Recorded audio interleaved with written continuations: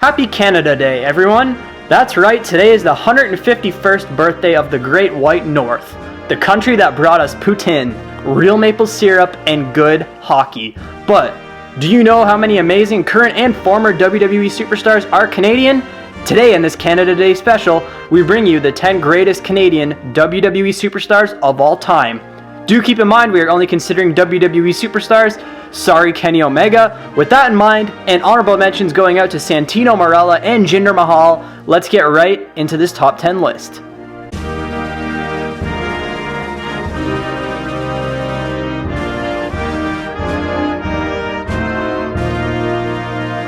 Kicking off our list is Captain Charisma himself, Christian. Christian won the WWF Light Heavyweight Championship in his debut match in 1998. In the early days of his career, he was a member of the gothic vampire group known as The Brood, alongside Gangrel and longtime best friend Edge. At WrestleMania 2000, Edge and Christian would capture their first of 7 tag team championships in a triangle ladder match against the Hardys and Dudley Boys. These 3 teams are often considered the 3 greatest tag teams of all time and would go on to compete in several classic tables, ladders, and chairs matches. Christian would also capture individual tag team championships with Lance Storm and Chris Jericho. Throughout his career, he would also capture the Intercontinental Championship 4 times, 2 ECW titles, and the Hardcore and European Championships once each. Following Edge's retirement in 2011, Christian captured the World Heavyweight Championship, his first world title. However, he would drop it just days later to Randy Orton.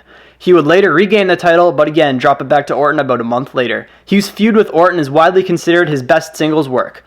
Following his world title reign, Christian became WWE's 11th Grand Slam champion, although this is somewhat controversial now that the European Championship has been replaced by the United States title.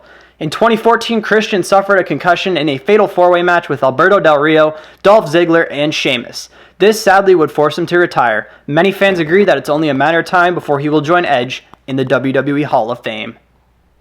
Number 9 on our list is Kevin Owens. After building a sizable resume on the independent scene competing in top companies such as Ring of Honor, Pro Wrestling Guerrilla, and Combat Zone Wrestling, Kevin Steen was signed to the WWE. He would change his name to Kevin Owens after his son Owen, who just so happens to be named after Canadian wrestling legend Owen Hart, who may or may not appear on this list. He would debut in December 2014 on WWE's developmental brand NXT. 2 months later, to the day, he would win the NXT Championship from fellow Canadian and longtime frenemy Sami Zayn. He would go on to feud with top talent including Zayn, Samoa Joe, and the man he would drop the title to, Finn Balor. Near the end of his reign, Owens would show up on the Monday Night Raw to start a feud with John Cena. Ultimately, he would defeat Cena in his main roster debut, but then go on to lose to him twice. In September 2015, he would capture his first main roster championship, the Intercontinental title, from Ryback. After an 84-day reign, he would drop the title to Dean Ambrose, whom he continued on to feud with, getting the title back from him shortly after. Owens declared WrestleMania 32 would be deemed KO Mania, although he dropped the title in a multi-man ladder match at that show. In 2016, Owens aligned himself with Chris Jericho, stating that they were the new best friends and would win his first world title, the vacated successfully defend the title against top stars including Seth Rollins and Roman Reigns. All thanks to an aid from Triple H, would betray Jericho title, and it was an amazing moment. The crowd went nuts. The match was awesome. Goldberg on Owens' behalf. He would drop the title to Goldberg after an 188-day reign. He would win Chris Jericho's United States Championship at KO Mania 2, WrestleMania 33. With the title, Owens referred to himself as the face of America. He would drop the title to Jericho, regain it, drop it to AJ Styles, regain it, and drop it to Styles once again. Owens entered a feud with SmackDown Commissioner Shane McMahon, whom he defeated in a Hell in a Cell match thanks to an aid from Sami Zayn. The pair would lose to McMahon and returning Daniel Bryan at WrestleMania 34 in 2018. Recently, Owens failed to win the Money in the Bank ladder match and seems to be entering a feud with Braun Strowman. KO has already accomplished so much in his 4-year run with the company. He is already 1 tag title short of being a Grand Slam champion and recently signed a 5-year contract extension with WWE. Owens certainly has only scratched the surface and will be a top star for years to come.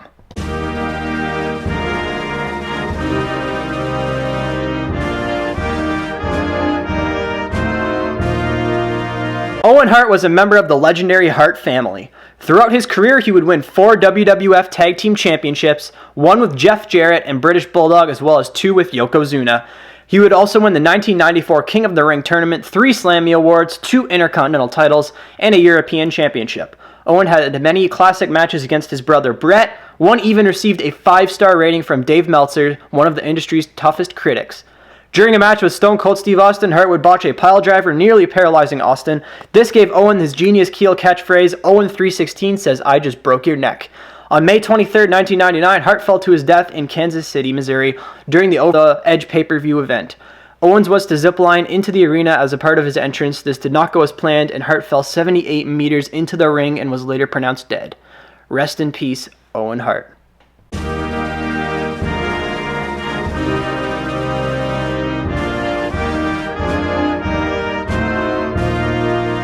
This will certainly be the most controversial entry on the list, Chris Benoit.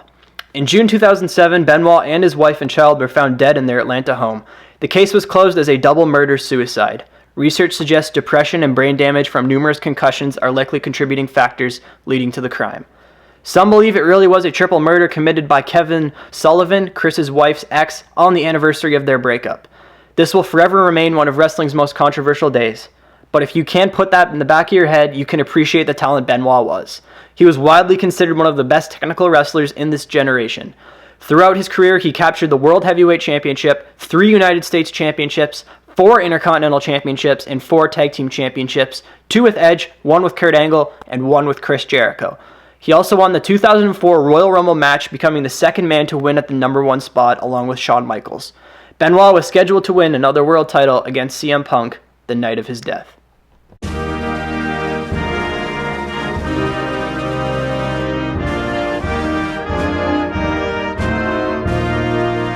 From the late 70s to the early 80s, Pat Patterson was one of WWF's biggest draws. In 1979, Patterson became the inaugural WWF Intercontinental Champion, a title that still exists to this very day, and has a very honorable lineage with many great title holders in its past. Pat Patterson began doing commentary and became known as Vince McMahon's right-hand man, as well as one of his stooges on screen. Pat Patterson is credited with pitching the Royal Rumble match concept to Vince McMahon, which later became one of WWE's most popular annual matches. Patterson was the special guest referee for the main event of the very first WrestleMania.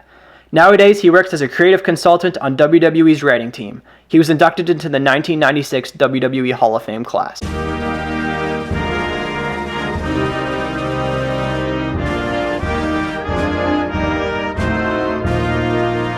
Next on the list is the Rated R superstar Edge. Edge is WWE's most decorated superstars of all time, winning a record 31 titles throughout his career. This list includes 1 WCW US title, 7 World Heavyweight Championships, 4 WWE Championships, 5 Intercontinental Championships, 14 Tag Team Championships, 7 with Christian, 2 with Chris Jericho, 2 with Chris Benoit, and 1 with the likes of Randy Orton, Rey Mysterio, and Hulk Hogan. Edge also won the 2001 King of the Ring tournament, 2005 Money in the Bank ladder match, also the first ever, 2010 Royal Rumble, and is a Grand Slam champion. He was also involved in the most watched Raw segment of all time, the live sex celebration with girlfriend Lita. Edge had many memorable feuds against greats like John Cena, Triple H, Undertaker, and Jeff Hardy. He also delivered one of the most memorable TLC spots ever, a spear off a ladder to Jeff Hardy, who happened to be hanging onto the titles they were fighting over at WrestleMania X7. In 2011, Edge was forced to retire due to an MRI revealing severe neck injuries. He delivered one of the most heartfelt retirement speeches of all time. Edge was inducted into the 2012 WWE Hall of Fame class.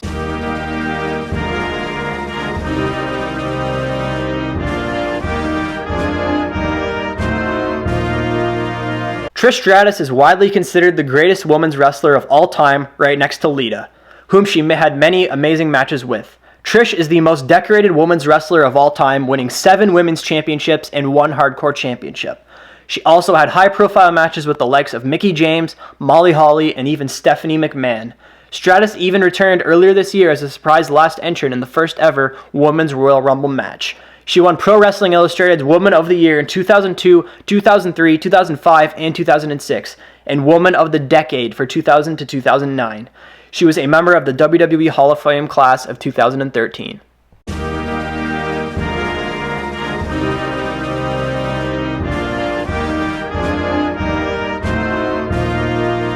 Roddy Piper is easily one of the greatest heels in the history of the business. The 2005 Hall of Fame inductee is often regarded as the greatest WWE superstar to never capture the WWE Championship.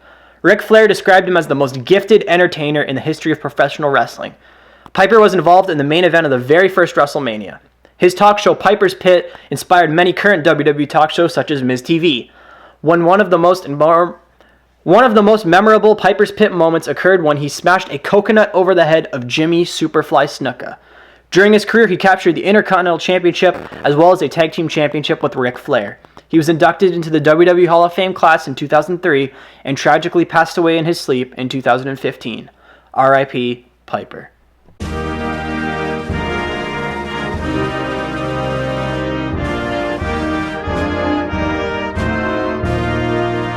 The runner-up on our list is none other than the self-professed best there is, best there was, and best there ever will be, the excellence of execution Bret Hart. He has been credited with changing the perception of mainstream wrestling in the early 1990s by bringing technical in-ring performance to the forefront. Hart is widely regarded as one of the greatest professional wrestlers of all time. His matches against the likes of Shawn Michaels, his brother Owen Hart, and Steve Austin are among legendary status. He was involved in one of wrestling's most talked about moments, the Montreal Screwjob. Throughout his career, he collected many titles, including the United States Championship, 2 Intercontinental Championships, 2 Tag Team Championships with Jim Neidhart, 5 WWE Championships, and is the only man to win the King of the Ring tournament twice, in 1991 and 1993. He also co-won the 1994 Royal Rumble match with Lex Luger. He was inducted into the Hall of Fame in 2006 and recently won a hard-fought battle with prostate cancer.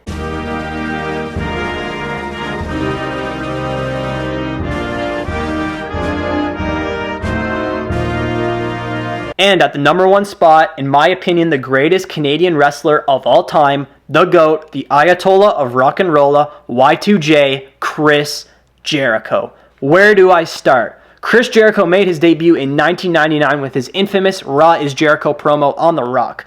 Jericho would become the first ever undisputed WWE champion after beating The Rock and Steve Austin in the same night. He also holds the record for most reigns as Intercontinental Champion at 9.